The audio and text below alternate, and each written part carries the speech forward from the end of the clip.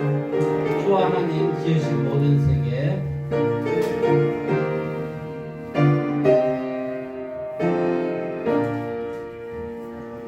주 하나님 지으신 모든 세계 내 마음속에 그림 넘을게 하늘의 별 울려 퍼지는 외성 주님의 권능 우주의 장래 주님의 높고 위대하심을 내 영혼이 찬양하네 주님의 높고 위대하심을 내 영혼이 찬양하네 숲속이나 험한 산골짜기에서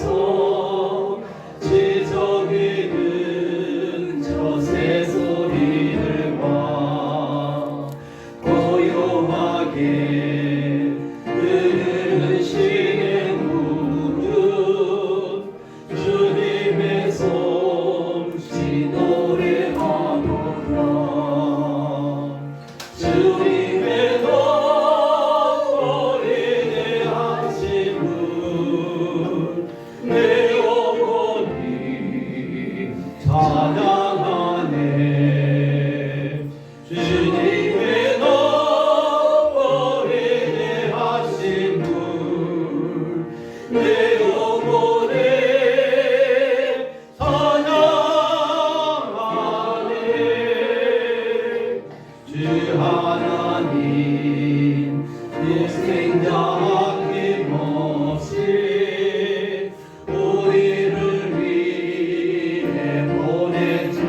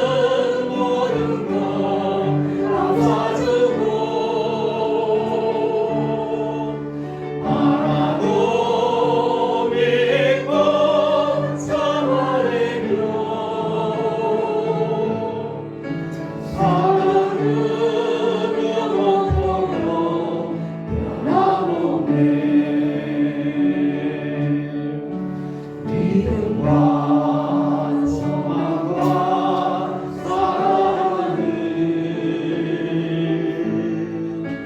이 세상 끝까지 영원하며 믿음과 소망과 사랑 중에 그 중에 제일은 사랑이라 그 중에 제일은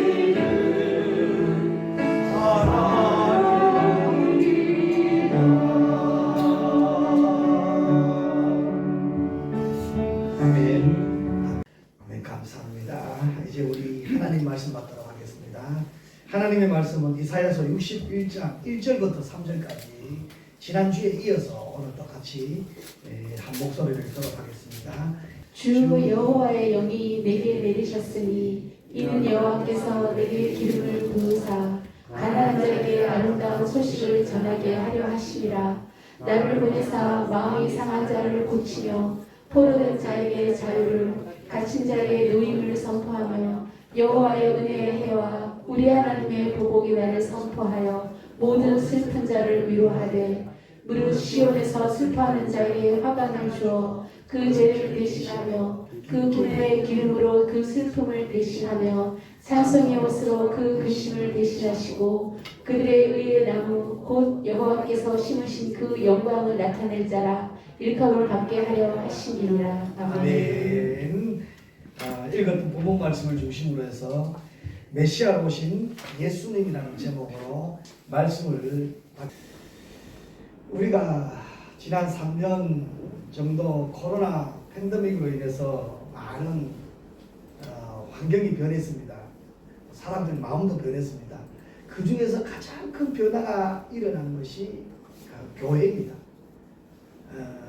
지금까지 우리는 교회 집합 예배라고 하면 집합 예배 이외에는 생각을 안 했잖아요.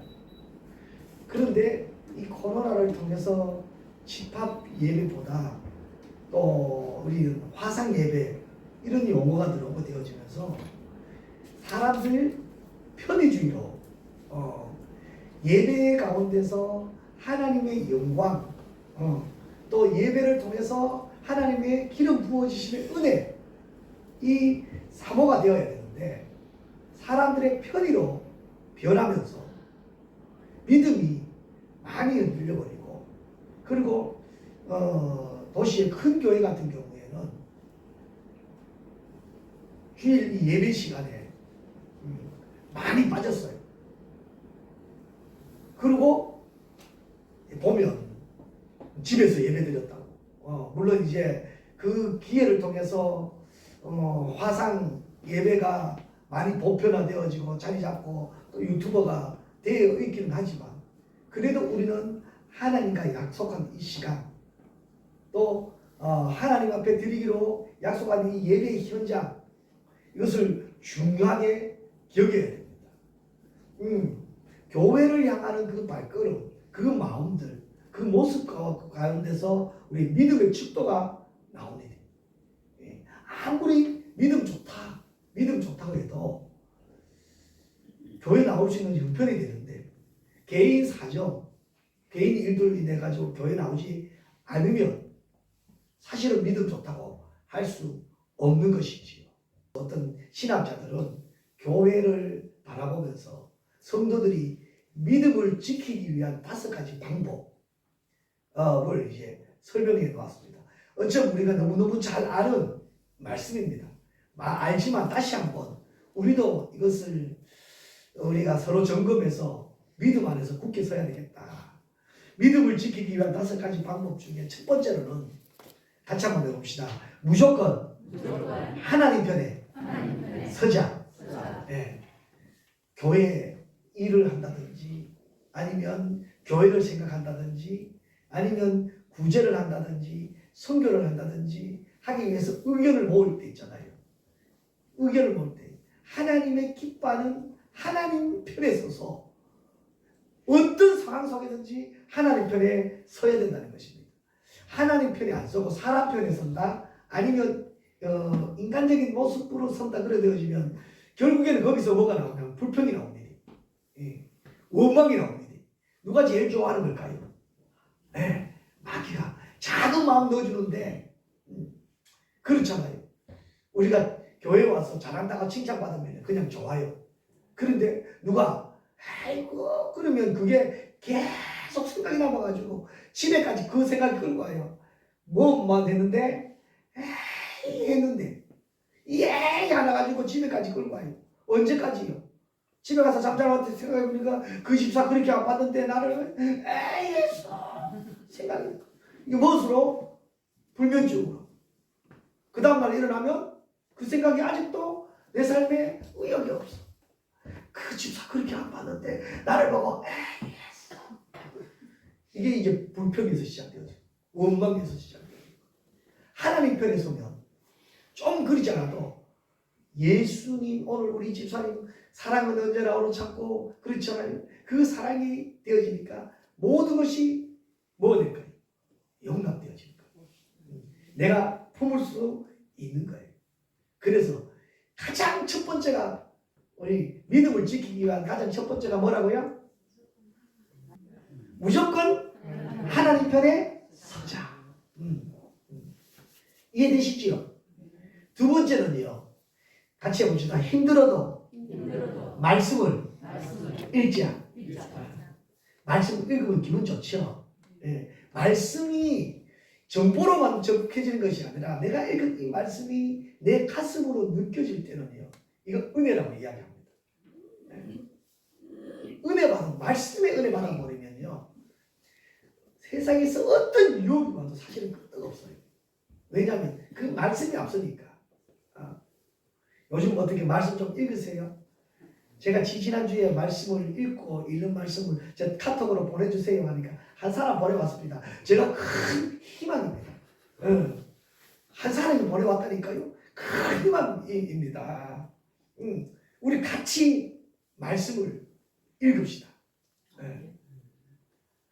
한 구절이라도 이 성경을 그래서 성경을 후딱 성경 만들지 말자고요. 말씀을 읽으면 그 말씀에 붙잡히면 믿음은 성장하게 되어 있거든요. 세 번째로는요. 영적 속임수에 휩쓸리지 말자. 영적 속임수라고 이야기했습니다.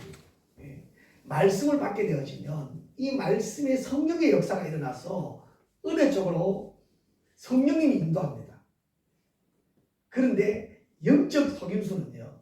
말씀과 관계없이 내 경험, 내 지식, 내 논리, 내 감정 이거 가지고 이끌어 나갑니다. 교회 와서 교회 일은 하는 것 같아요. 교회 일은 하는 것 같아요. 그런데 그 결과로 보면 어떤 성도들이 상처받았다고 하니까 그 속임수에 이끌리면 휩쓸리면 안 된다는 것이죠. 그리고 네 번째는요. 같이 한번 해봅시다. 교회 출석하기를 힘쓰자. 요즘은 코로나 이후에 사람들이 교회에 안 나와도 될 이유들이 수백 가지 늘어졌어요. 그럼에도 불구하고 믿음을 지키기 위해서는 어디를 향해 된다고요? 교회로 갈 겁니다. 교회에 와서 예배드리고 교회에서 교제 나누고 교회에서 찬송하고 교회에서 기도하면 거기에서 믿음이 성장합니다. 그리고 마지막 다섯 번째로는요. 요즘 이런 죄의식이 많이 사라졌어요. 성적인 죄의 심각성을 느끼라는 것입니다. 교회 안에서 여기서 성적이라는 것은 적극적으로 이야기한 건데요. 교회 안에서 교회는 그렇죠. 남녀가 모인 곳이잖아요. 여기서 흐트러지기 시작하면 교회 안에서 이상한 소리들 나오게 되어집니다. 그걸 심각하게 인식해야 됩니다. 교회는 우리 성도들은 섬김의 대상입니다. 베품의 대상이어야 됩니다. 그걸 이용해서 내가 뭘 하려고 하면 된다 안 된다? 그 제일 심각성을 깨달으면, 그래서 깨닫는다는 것은 떠날 수 있는 거잖아요. 내가 컨트롤할 수 있는 거잖아요. 그러면 하나님이 반드시 우리에게 믿음을 주시고 그 믿음은 성장하게 되어 있습니다. 예수님이 이 땅에 오신 메시아로 이 땅에 오신 이유가 바로 우리 성도들을 살리기 위함입니다. 오늘 우리가 61장 읽었지만 이사야서 58장 57장에 보면요, 계속해서 그 백성들의 무엇을 지적하냐면 그 백성이 우상 섬김에 대한 지적입니다. 형상이 있는 우상뿐만 아니라요, 경제적으로 섬기는 우상, 그 환경으로 섬기는 우상, 마음으로 섬기는 우상, 철학으로 섬기는 우상, 그 우상을 계속 지적을 하고 있습니다. 그 지적을 한 후에 61장에 와서는 그래도 내가 너를 사랑한다. 주의 영이 너에게 임해서 너에게 자유를, 축복을, 은혜를 베풀겠다. 이사야서 61장 1절부터 3절까지 말씀입니다. 메시아가 이 땅에 오신 목적이, 이거 두 번째부터 시작할 겁니다. 예, 목적이 바로 우리들에게 복음을 전하기 위함이잖아요. 우리들의 형편은 어땠습니까? 1절에 보니까 이렇습니다. 우리 1절 다시 한번 더 같이 읽어보십시다. 1절 같이 한번 더 읽읍시다. 주 여호와의 영이 내게 내리셨으니 이는 여호와께서 내게 기름을 부으사 가난한 자에게 아름다운 소식을 전하게 하려 하심이라. 여기까지만 읽자는 거죠. 가난한 자에게 아름다운 소식을, 여기서 아름다운 소식은 무엇일까? 이것은 곧 복음입니다. 이사야서 57장, 58장, 59장에 보면 계속 그 백성들의 죄를, 그러기 때문에 영적으로 얼마나 메마르고 얼마나 가난했겠습니까? 예수 믿는 사람들은요, 하나님의 은혜를 받으면 가장 먼저 눈물이 회복되어야 된다 그러잖아요. 눈물이 회복되어진다는 것은 감정이 풍성해진다는 거예요. 그런데 말씀에서 떠나게 되어지면요, 인생이 드라이입니다.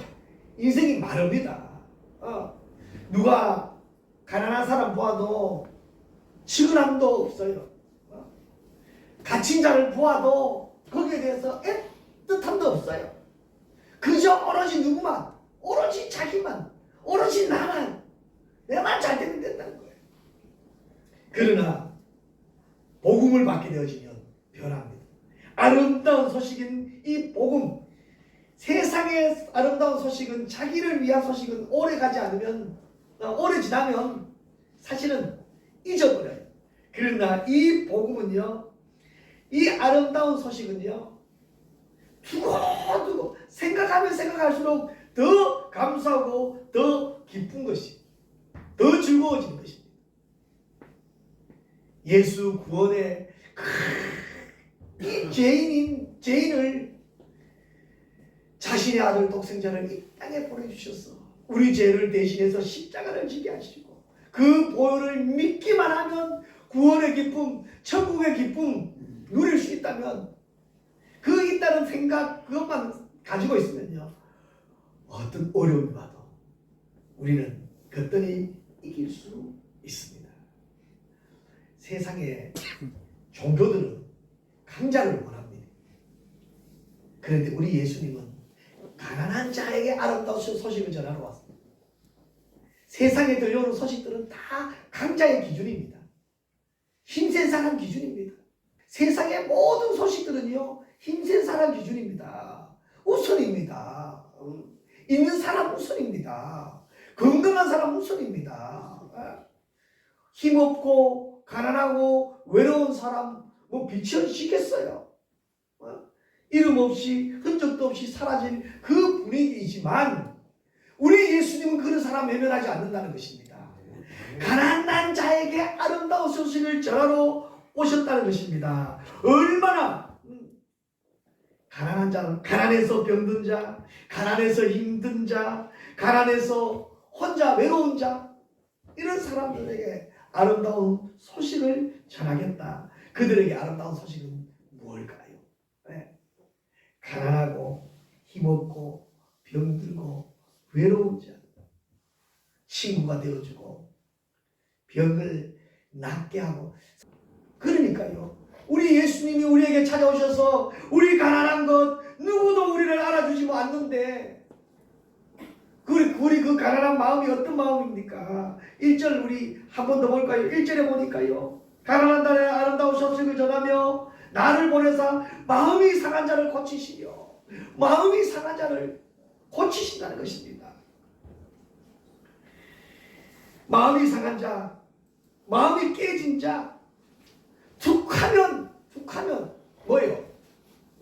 여기에서 지금 틀어져 가지고 툭하면 불평이고 원망이고 고집이고 도저히 회복될 수 없는, 머리로는 알아요. 머리로는 사람들이, 어떤 사람이 그래요. 이 머리에서 가슴까지 내려오는 이 거리가 30cm도 안 되는데 여기를 못 내려와 가지고 다들 그거 앓고 있다는 거예요. 그래서 마음이 상해서 사람들하고 이야기하기. 요즘 그래서 유행하는 게 스트레스라는 단어가 나오게 되죠. 불면증이라는 단어가 나오게 되어지는 것입니다. 마음이 상한 자를 고쳐주시겠다. 그 상한 마음 감싸 안고 어루만지고 이해해주고 그랬냐 힘들었지, 이게 아니라 오히려 더 적극적으로 우리를 품어주시면서 내가 너를 사랑한다고 고백하셨던 우리 주님, 그 때문에 이 땅에 오셨다는 것입니다. 우리의 죄를 해결해 주시기 위하여 이 땅에 오셔서 그것 죄 해결되고 나면 우리의 마음은 오히려 하나님 주신 평안으로 채워나갈 수 있다는 것입니다. 그래서 우리 주님이 우리에게 주신 말씀이 뭐예요? 믿기만 하면 믿으라는 것입니다. 같이 해봅시다. 예수님 믿기만 하면 우리는 회복된다. 아직도 믿음이 없으신 분 있지요? 아직도 못 믿겠다. 예, 믿기 위해서 결단을 하십시오. 그리고 우리 주님이 이 땅에 오셔서 복음을 전한다. 아름다운 소식을 전한다. 가난한 자에게 아름다운 소식을 전한다는 것은요, 1절에 보니까 이렇게 또 말씀하고 있습니다. 포로된 자에게, 하반절에 보니까 포로된 자에게 무엇을요? 자유를, 갇힌 자에게 노임을 선포하셨습니다. 포로된 자, 갇힌 자, 어디에 포로되었을까요? 죄에 포로되었습니다. 죄가 죄인지도 모르고 죄 안에 살고 있습니다. 그런 우리에게 찾아오셔서 자신을 내어주면서 우리에게 자유를 주셨고 노임을 선포하셨습니다.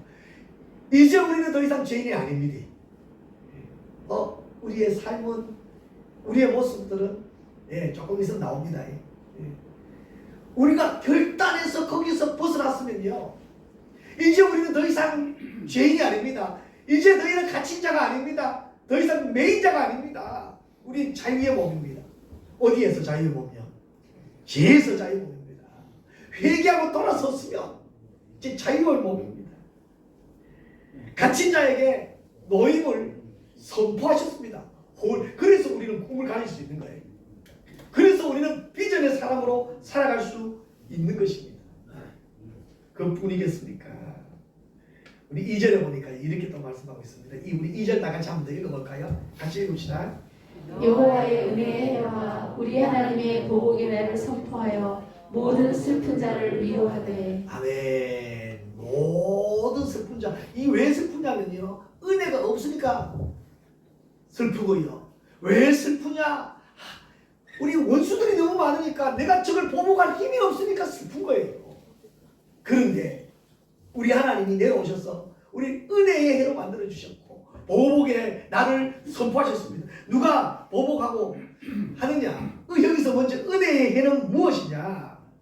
우리 희년을 말합니다. 희년. 이스라엘 백성들에게는요, 50년이 지나면 노예들이 해방되어서 원래로 돌아갑니다. 땅도 마찬가지입니다. 레위기 25장 10절 말씀에 이렇게 되어 있습니다. 우리 같이 한번 읽어볼까요? 너희는 50년째 해를 거룩하게 하여 그 땅에는 모든 주민을 위하여 자유를 공포하라. 이는 너희의 희년이니 너희는 각각 자기의 소유지로 돌아가며 각각 가족에게로 돌아갈지며. 아멘. 구약에 있었던 이 말씀인데요. 이게 예수님의, 이게 하나님의 사랑입니다. 우리는 하나님만 믿으면 언제든지 은혜의 해가 우리에게 돌아온다는 것입니다.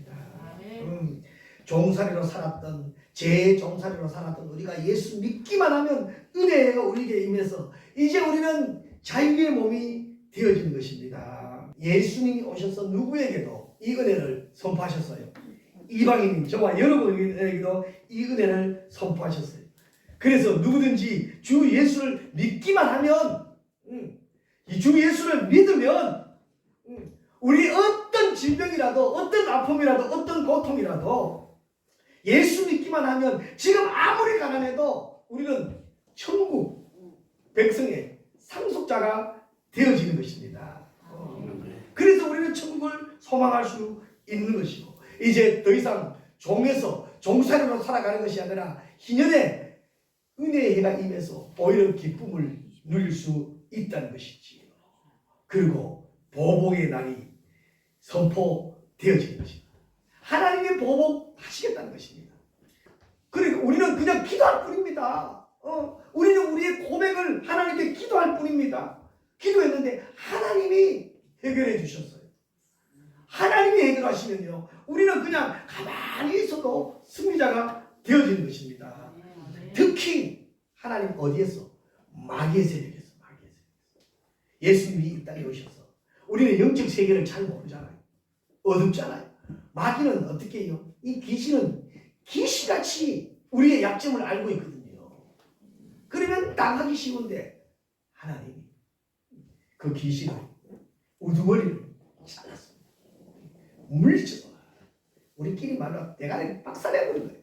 그러면 우리는요, 뒤에서 박수 치면서 누구 승리해요? 저와 여러분께 승리가 되어질 줄 믿습니다. 이 특권, 메시아로 오신 예수님 믿기만 하면 되어지는데, 이제 우리의 사명이 여기서 나옵니다. 믿었어요. 그러면 어떻게? 믿었다 끝나는 것이 아닙니다. 우리 3절에 한번 보니까요, 이렇게 말씀하고 있습니다. 3절 우리 같이 한번 더 읽읍시다. 무릇 시온에서 슬퍼하는 자에게 화관을 주어 그 죄를 대신하며 기쁨의 기름으로 그 슬픔을 대신하며 찬송의 옷으로 그 근심을 대신하시고 그들의 의의 나무 곧 여호와의 심으신 그 영광을 나타낼 자라 일컬음을 받게 하려 하심이니라. 아멘. 그래서 우리는요, 하나님의 이 은혜, 풍성한 은혜를 누려가지고요, 우리의 삶 가운데에서 나타나야 될 의의 풍성한 열매가 있어야 된다는 것입니다. 저들은 분명히 우리를 볼 때에 저 괴로워서, 저 신세로, 저 고통으로 죽을 수밖에 없어. 그럴 때 오히려 시온에서 슬퍼하는 자에게 화관, 기쁨의 간을 우리에게 주셨습니다. 기쁨의 기름을 부어 주셨습니다. 찬송의 옷을 입고 근심을 대신할 수 있는 것입니다. 이것은 뭐예요? 우리 속에 있는 것이 아니라 표현되어지는 우리의 삶의 모습입니다. 시온에서 슬퍼하는 자나 죄로 인하여 통회하고 애통하는 우리 성도들이 예수를 믿음으로 말미암아 기쁨의 관을 쓸 수 있는 것입니다. 여러분, 힘들고 어려워도요, 진짜 예수님 때문에 애통하게 되어지면 하나님이 저희들을 위로하실 것입니다. 마태복음 5장 4절에 애통하는 자는 복이 있나이니 저희가 위로를 받을 것이요. 그렇습니다. 우리는요, 우리 얼굴을 이제 이 찬송의 옷을 가지고요, 우리 삶의 의의 열매를 충분히 맺어야 됩니다. 할렐루야. 말이 틀려야 돼요. 말이 언어가 틀려야 돼요. 예수 믿는 사람들은 같이 해봅시다. 예수 믿는 사람은 감사가 입에 붙어야 한다. 뭘 해도 감사합니다. 감사. 우리가 환경은 그렇습니다. 세상 사람들 비교해 보면 그들이 우리를 측은히 여길 수 있는 환경일 수도 있습니다. 그러나 우리는 그들이 알지 못하는 고상한 신앙, 믿음, 예수님을 향한 마음, 예수님이 우리를 위로하기 위해서 메시아로 이 땅에 오셨잖아요. 오셔서 우리에게 그런 환경 다 아시고 요한복음 14장 27절에는 이 말씀을 주셨어요. 우리 같이 한번 읽어볼까요? 같이 한번 읽읍시다. 평안을 너에게 끼치노니 곧 나의 평안을 너희에게 주노라. 내가 너에게 주는 것은 세상에 주는 것 같이 아니하니라. 너희는 마음에 근심도 말고 두려워하지도 말라. 아멘. 주님 주신 평안으로 두려움보다 기쁨과 감사로 승리하며 살아가는 저와 여러분 되시기를 주님의 이름으로 축복합니다. 네. 기도하겠습니다.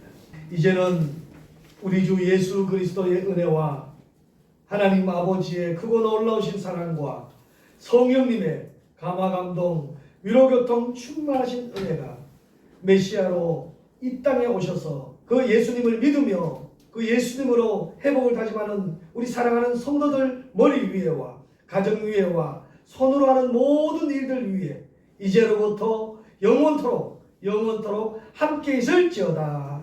아멘.